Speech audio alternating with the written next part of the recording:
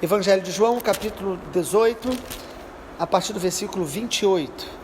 Vamos continuar a leitura desse capítulo nessa manhã. Depois levaram Jesus da casa de Caifás para o pretório. Era cedo de manhã, eles não entraram no pretório para não se contaminar, pois somente assim poderiam comer a Páscoa. Então Pilatos saiu para falar com eles e perguntou: que acusação vocês trazem contra esse homem? Eles responderam: se este não fosse malfeitor, não teríamos entregue ao Senhor. Então Pilatos disse: levem-no daqui e julguem-no, segundo a lei de vocês. Ao que os judeus responderam: não nos é lícito matar ninguém. Isso aconteceu para se cumprir a palavra de Jesus, significando com que tipo de morte estava para morrer. Pilatos entrou novamente no pretório, chamou Jesus e lhe perguntou: você é o rei dos judeus? Jesus respondeu: esta pergunta vem do Senhor mesmo, ou foram outros que lhe falaram a meu respeito? Pilatos respondeu: por acaso sou judeu? A sua própria gente, os principais sacerdotes, é que o entregaram a mim. Que foi que você fez? Jesus respondeu: o meu reino não é deste mundo. Se o meu reino fosse deste mundo, os meus ministros se empenhariam por mim para que eu não fosse entregue aos judeus. Mas agora o meu reino não é daqui. Pilatos perguntou: então você é rei? Jesus respondeu: o Senhor está dizendo que sou rei. Eu para isso nasci, para isso vim ao mundo, a fim de dar testemunho da verdade. Todo aquele que é da verdade ouve a minha voz. Pilatos perguntou: o que é a verdade? Depois de dizer isso, Pilatos voltou aos judeus e lhes disse: eu não acho nele crime algum, mas é costume entre vocês que eu solte alguém por ocasião da Páscoa. Vocês querem que eu lhes solte o rei dos judeus? Então todos gritaram novamente: não este, mas Barrabás. Ora, Barrabás era salteador. Na caminhada do Senhor Jesus até a cruz, nós vamos percebendo vários personagens, várias reações, várias negações.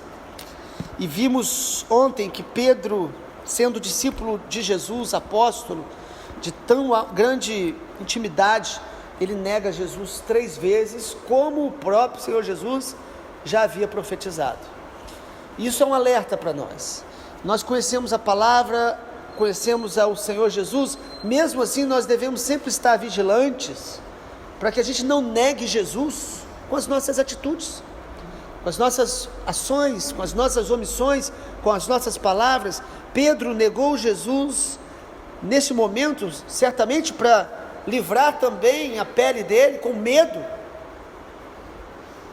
Uma criada, uma serva, mais 2 homens, inclusive o texto diz que um era parente daquele que ele cortou a orelha, disseram: você é um deles, você é um seguidor de Jesus. Ele falou: não sou. E no outro evangelho diz que Jesus passou por Pedro, naquele momento onde Jesus estava sendo preso, olhou para Pedro e Pedro saiu chorando amargamente. Importa que Pedro se arrependeu, mas nem todos se arrependeram. E aqui no capítulo 18, nesse trecho que lemos, nós vamos ver aqui como que a religião judaica e como que o governo, o Império Romano, reagiram ou interagiram com o Senhor Jesus. Primeiro a gente vê aqui os religiosos. O texto mostra que Jesus foi entregue pelos judeus para que o Império Romano o crucificasse. Por que os judeus não o mataram? Porque não era lícito. Essa condenação deveria vir do governo e não deles. E aí no versículo 28 nos mostra uma grande contradição. Olhe comigo. Depois que levaram Jesus da casa de Caifás, que era o sumo sacerdote, para o pretório, que era esse lugar do julgamento, diz que era de manhã, e eles não entraram no pretório para não se contaminar, pois somente assim poderiam comer a Páscoa. Amado, os religiosos não podiam entrar na casa de um gentio, ou seja, alguém que não é judeu, porque senão eles estariam contaminados e não poderiam ir lá comer da Páscoa. Mas ao mesmo tempo eles estão com o coração cheio de ódio para matar Jesus. Olha a incoerência. A religiosidade nossa pode nos cegar para as coisas essenciais de Deus, para o amor de Deus, para às vezes a solidariedade humana, para às vezes a capacidade de se compadecer dos outros. Pessoas que dizem, eu não faço isso, não faço aquilo, porque às vezes tem um legalismo muito grande, uma idolatria a normas e leis e regras, mas negam a essência da fé. Amado, a essência da vida com Deus é o amor. É o amor por Deus, é o amor pela sua palavra e o amor por gente. O amor pela igreja, mas o amor pelos inimigos. O amor pelos que nos ferem. O amor pelos que nos traem. O amor flui do coração daqueles que realmente estão em Cristo. Então aqui nós vemos uma religiosidade falida, uma religião que se tornou meramente humana, que apenas se preocupava de manter a aparência, mas negava a essência. Quantas pessoas estão vivendo de aparência, de forma? Apenas as pessoas nos admiram porque conhecem a gente por fora, mas o nosso coração pode estar cheio de amargura, ressentimento, impurezas, rivalidades, que são obras da carne. Por que a religiosidade no tempo de Jesus queria matá-lo? Porque Jesus contrariava os interesses deles. E aí vem Pilatos, o segundo personagem que aparece aqui. Primeiro, os religiosos judeus, mas agora Pilatos, versículo 29. Pilatos então saiu para falar com eles e perguntou, qual é a acusação que vocês têm contra eles? Versículo 30, eles responderam, se ele não fosse malfeitor, não teríamos entregue ao Senhor. Eles não queriam ser muito claros com respeito ao que realmente estava no coração deles. E aí versículo 31, Pilatos disse, então julguem vocês. Os judeus falaram, não nos é lícito matar ninguém. E aí Pilatos vai entrevistar Jesus, versículo número 33. O versículo 32, o apóstolo João, que escreveu esse evangelho, ele deixa claro que o fato de Jesus ter sido entregue para os romanos matarem, era um cumprimento profético, porque na antiga aliança, no Antigo Testamento, já havia sido profetizado que ele seria crucificado. Jesus tinha falado que ele seria crucificado, e quem matava com morte de cruz eram os romanos, só eles faziam isso. Então, tudo estava se cumprindo, a palavra de Deus se cumprindo. E aí no versículo 33, Pilatos entrou, chama Jesus e pergunta, você é o rei dos judeus? Jesus alguma vez falou que ele era rei? Várias vezes Jesus falou que ele tinha um reino, ou seja, ele é o rei dos reis. Uma das coisas que muitas pessoas não percebem, Jesus não veio fundar uma religião, Jesus veio estabelecer um reino, ele veio estabelecer o seu governo em nosso coração, ele veio chamar um povo à existência, que é um povo que faz parte do seu governo, das suas leis, da sua palavra. Então Pilatos diz, você é rei dos judeus? Jesus responde, essa pergunta vem do Senhor? Ou lhe falaram a respeito? Por que Pilatos queria saber isso? Porque se Jesus se auto-intitula rei, diante do governo, ele está sendo um insurgente. E nos tempos do Novo Testamento surgiram muitas pessoas assim, querendo se levantar, se rebelar contra o governo, contra o Império Romano. Então era uma acusação perfeita. Os judeus acusavam ele de querer ser rei, então o Império Romano se revoltaria, prendia e mataria. E ao mesmo tempo os judeus se revoltavam, porque ele afirmava ser o Filho de Deus. E aqui nos mostra, mas dois grandes poderes que influenciam a humanidade, a religião e a política. E hoje nós temos um terceiro poder, que é a mídia.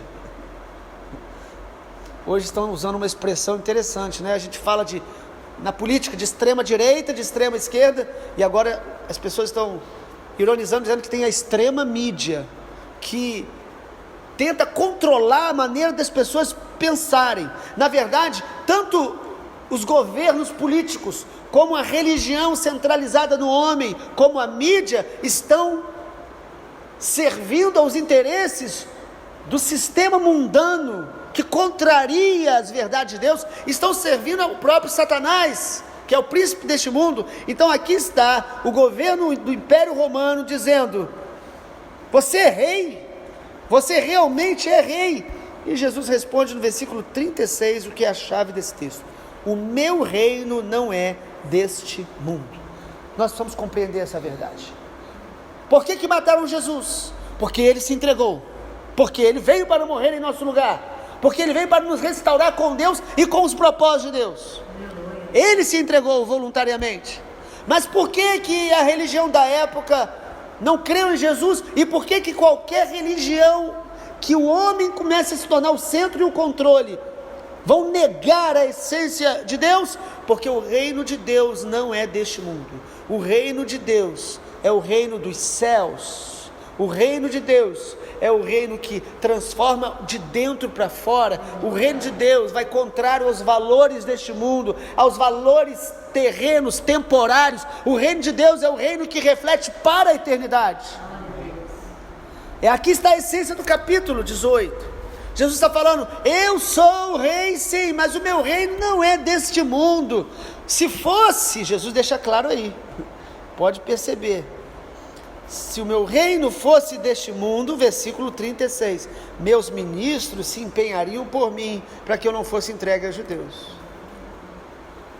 Não só os discípulos, aquela multidão que viu os milagres de Jesus e que foram abençoados, poderiam se levantar e fazer uma grande rebelião. Amadas, armas do reino de Deus não são armas carnais, não são armas deste mundo. Nós lutamos com armas espirituais, nós nos movemos para as coisas eternas e não as coisas da terra.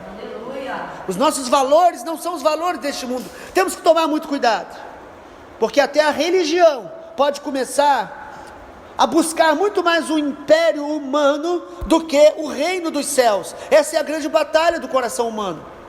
A quem nós estamos servindo? Nós podemos até buscar a Deus, ir a uma igreja, mas está buscando os nossos próprios interesses, e aí servimos a ídolos, e não ao Deus vivo. O Deus vivo, Ele é rei dos reis, mas o reino dele está dentro de nós.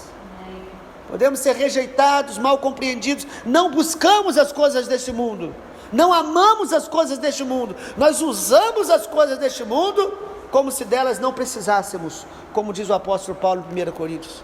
Nós amamos a presença de Deus, nós amamos os valores eternos, nós estamos aqui com a consciência que somos peregrinos, forasteiros, que a nossa pátria é celestial, que nós iremos morar na Nova Jerusalém, a cidade que Deus está preparando e que descerá dos céus.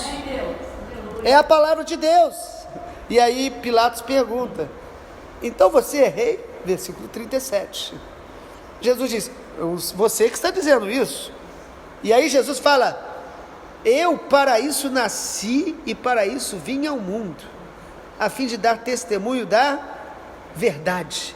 Todo aquele que é da verdade ouve a minha voz. Sabe o que Jesus está falando? O meu reino não é esse reino podre da política e do governo com interesses e ambições humanas.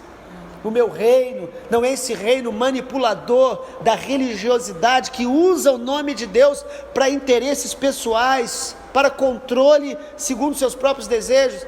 O meu reino é o reino da verdade. Quem ama a verdade vai andar na minha presença. Quem ama a verdade vai me conhecer. Quem ama a verdade vai me amar. Quem ama a verdade vai compreender as minhas palavras. Jesus está falando para Pilatos, versículo 37. E aí Pilatos pergunta no versículo 38, uma pergunta filosófica e uma pergunta que a humanidade faz: o que é a verdade? Hoje no nosso tempo é explícito que a sociedade o tempo todo afirma que não existe verdade absoluta. A sociedade está falando isso o tempo todo. Se você fala, eu estou andando na verdade, vão te chamar de arrogante, de orgulhoso, de pessoa insensata. Mas Jesus afirma que Ele é o caminho, a verdade e a vida. O Senhor Jesus afirma que o Espírito Santo que Ele enviaria e que Ele já enviou e que habita em nós, o Espírito Santo é o Espírito da verdade. Pilatos pergunta: o que é a verdade? Jesus simplesmente não responde nesse contexto, porque Jesus já tinha afirmado nos outros evangelhos, quando fala dessa conversa de Jesus com Pilatos, Jesus fala: Pilatos, você não teria nenhuma autoridade se do alto não tivesse te sido dado. Ele é a verdade, então o reino dele vai ser conhecido por aqueles que amam a verdade, por aqueles que querem andar com Deus, querem abrir mão das suas próprias convicções pessoais, dos seus próprios desejos, porque muitas vezes nós queremos acreditar naquilo que nos é mais confortável, daquilo que mais nos agrada, mas quando nós aprendemos a amar a verdade de Deus vai nos libertar, a verdade de Deus vai nos santificar, a verdade de Deus vai nos humilhar. Conhecereis a verdade e a verdade vos libertará. É conhecer a Jesus e suas palavras, a sua vontade, o seu propósito, e ser liberto por Ele. O reino dos céus não é deste mundo. Enquanto eu e você buscarmos até a Deus com sinceridade, mas esperando recompensas para essa terra, esperando que Ele satisfaça os nossos desejos pessoais, nós vamos nos frustrando. Os discípulos seguiram a Jesus achando que Ele estabeleceria o reino aqui na terra, mas Jesus nos ensinou a fazer uma oração: que venha o teu reino e seja feita a tua vontade, assim na terra como nos céus. O que nós precisamos é viver o reino de Deus em nossa vida, dentro de nós, manifestando o reino de Deus. O reino de Deus é definido na palavra como justiça, paz, alegria no Espírito Santo. O reino de Deus é um reino de santidade, o reino de Deus é um reino da verdade, o reino de Deus é viver uma vida cheia do Espírito Santo, manifestando, testemunhando Jesus na terra. E a partir disso, versículo 39, Pilatos no 38 diz: eu não acho nele crime algum, mas a gente tem que soltar alguém por causa da Páscoa. Era um costume aí dos romanos, e todos os judeus começaram a gritar: solte Barrabás. Versículo 40, todos gritaram: não este, não solte a Jesus, mas Barrabás. E Barrabás era salteador, um ladrão das estradas. A grande incoerência do coração humano. Se nós não crermos em Jesus e não quisermos andar com Ele, nós vamos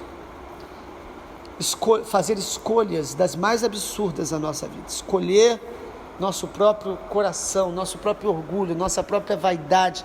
Nós vamos escolher, muitas vezes, negar a Jesus e soltar os nossos desejos mais perversos, mais pecaminosos, sabe? Barrabás aqui simboliza essa escolha do coração humano. Há muitas pessoas hoje, e na história sempre teremos, que vão preferir a vontade da sua própria carne do que a vontade de Deus. A vontade de Deus é que a gente ame a Jesus, adore a Jesus, e que o reino dele governe o nosso coração. Vamos orar? Pai amado, nós queremos te louvar, porque a tua palavra é verdadeira, e somente pelo Espírito Santo nós podemos conhecer e andar na verdade. Por isso te pedimos, dê-nos um coração humilde, dê-nos um coração quebrantado, para enxergarmos além da aparência, além dos valores deste mundo, e reconhecermos o teu reino. Que venha o teu reino em nós, que venha o teu reino através de nós. Nós oramos para que a manifestação do teu reino seja para nós mais importante do que dos nossos desejos, das nossas vaidades, das nossas ambições pessoais. Que o teu reino se estabeleça em cada um de nós, em nosso coração, moldando o nosso pensamento, moldando nossas ações, moldando as nossas palavras. Que venha o teu reino e seja feita a tua vontade, assim na terra como nos céus.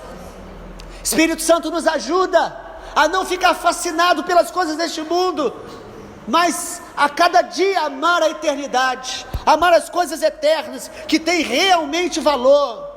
Pai, nós oramos e te agradecemos, porque nós reconhecemos que Jesus é o único Senhor, é o Rei dos Reis e o Senhor dos Senhores. Em nome de Jesus, nós te agradecemos pela tua palavra nessa manhã. Amém, Senhor.